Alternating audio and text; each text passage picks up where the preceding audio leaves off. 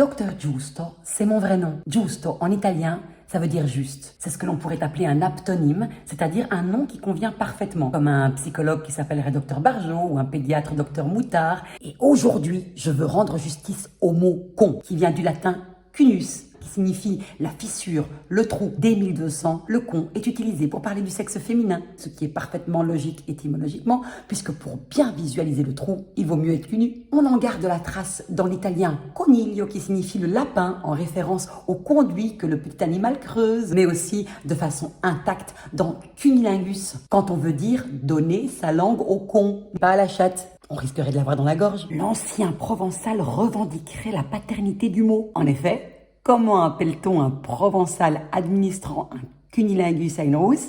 Une langue d'oc dans un roussillon. Département 69, c'est occitan, hein. Fort de ces infos, l'on peut regretter le verbe disparu enconner pour parler de la pénétration vaginale, alors que son contraire existe encore, le verbe déconner, qui signifie à l'origine attention messieurs, se retirer. Alors, qui c'est qui a encore envie de déconner? Oh, c'est facile, c'est facile. Oui, mais attendez, c'est un homme facile ou une femme facile? Parce que c'est pas le même, hein. Dans le premier cas, c'est assez sympa, alors que dans le second, selon des proches, une femme facile serait une femme qui a la moralité d'un homme. Et on appellerait ça le progrès? Mais non, je ne suis pas féministe, ni même masculiniste d'ailleurs. Si, masculiniste existe. Il sert à rien, on est d'accord. On a déjà machiste, phallocrate, misogyne, sexiste, trumpiste.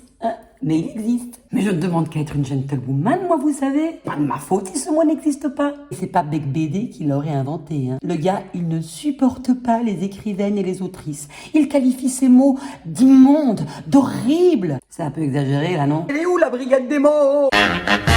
Mais parce que vous comprenez, monsieur l'agent, moi, je le traite très bien de con spontanément, le gars. Sauf que comparer la connerie, quelle qu'elle soit, avec mon entrejambe, je le trouve beaucoup plus intelligent que la majorité des gens, pardon. Petite réflexion que je me faisais ce matin au marché au prépuce.